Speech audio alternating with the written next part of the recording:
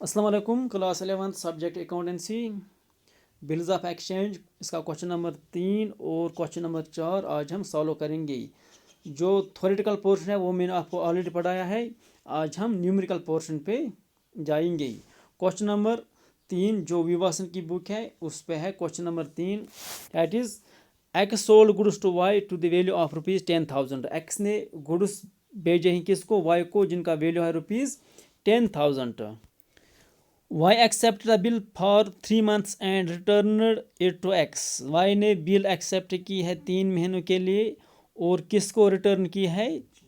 X को। Means Y ने ये एक्सेप्ट किया है कि मैं इस बिल की पेमेंट 3 महीनों के बाद करूँगा। On the due date X presented the bill to Y who honoured it. X ने क्या किया है? बिल को प्रेजेंट किया है किसको? वाई को, और वाई ने इस बिल की पेमेंट भी की है। पास journal entries in the books of both the parties. Parties कौन कौन है यहाँ पर? X and Y. इन दोनों पार्टीज के बुक्स में हमें जर्नल एंट्री करनी है। सबसे पहले बुक्स ऑफ एक्स जर्नल, जो सेलर है उसकी जो बुक है उसमें हम कैसे इसकी जर्नल एंट्री करेंगे?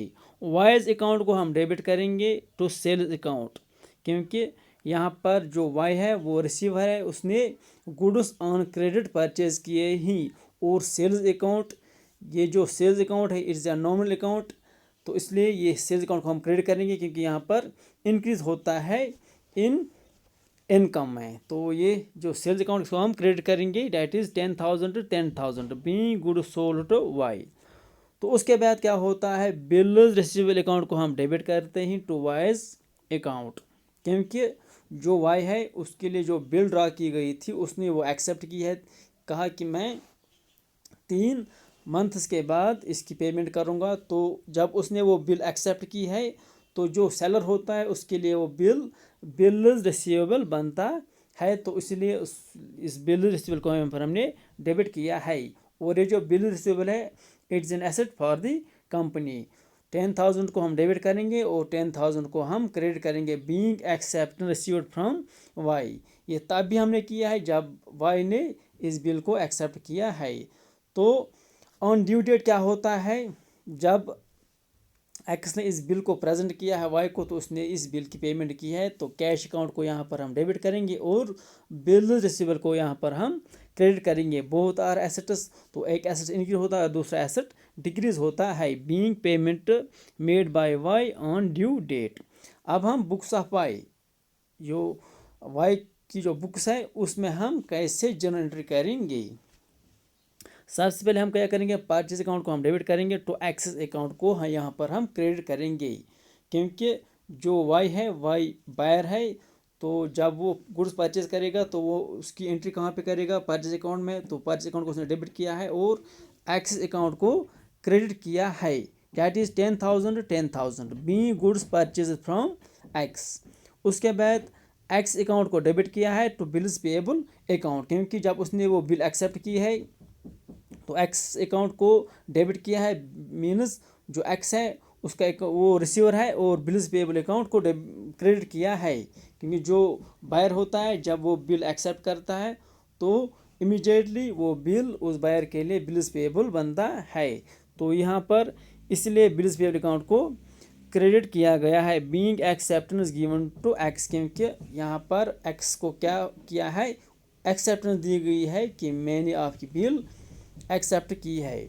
उसके बाद बिल्स पेएबल अकाउंट को डेबिट और कैश अकाउंट को यहाँ पर क्रेडिट किया जाएगा, क्योंकि अब ऑन ड्यू डेट इसकी पेमेंट हुई है, जो बायर है उससे कैश जाएगा, तो इसलिए कैश अकाउंट को यहाँ पर हम डेबिट करेगा।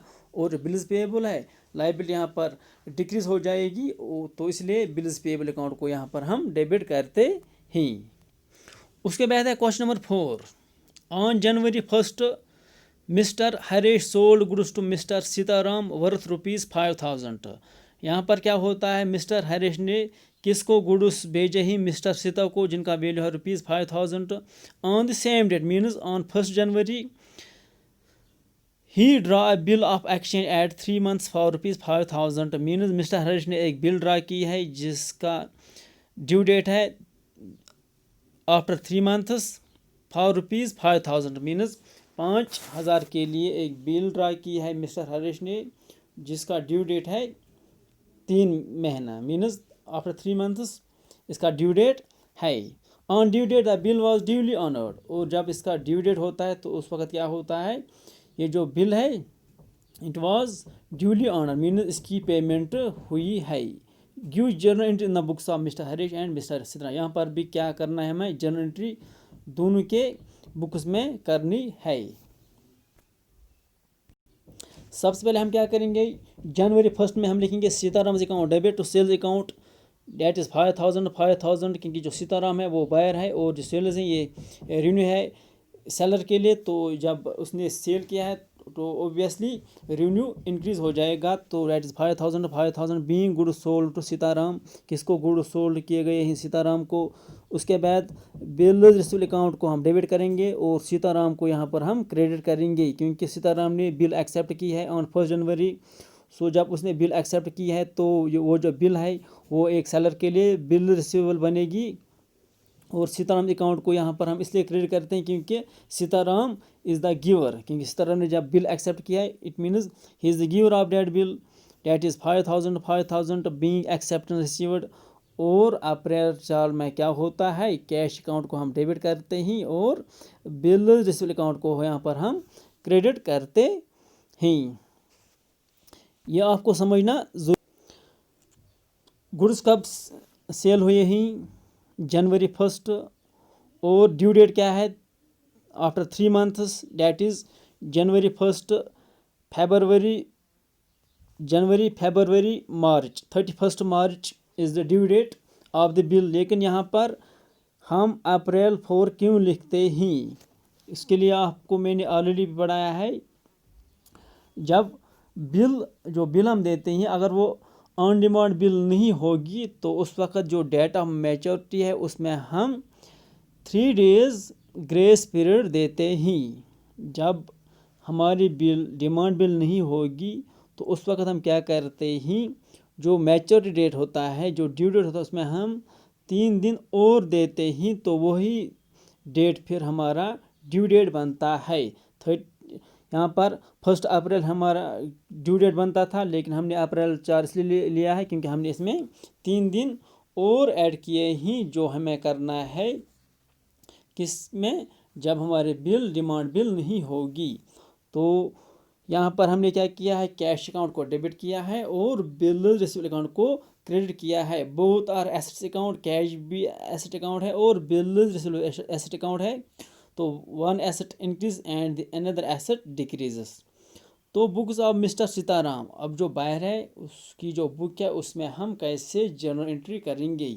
सबसे पहले परचेज अकाउंट को डेबिट करेंगे, तो उसके बाद हरीश अकाउंट को क्रेडिट करेंगे, क्योंकि जो हरीश है वो यहाँ पर गिवर है, मीन्स उससे हमने गुड्स परचेज किए ही।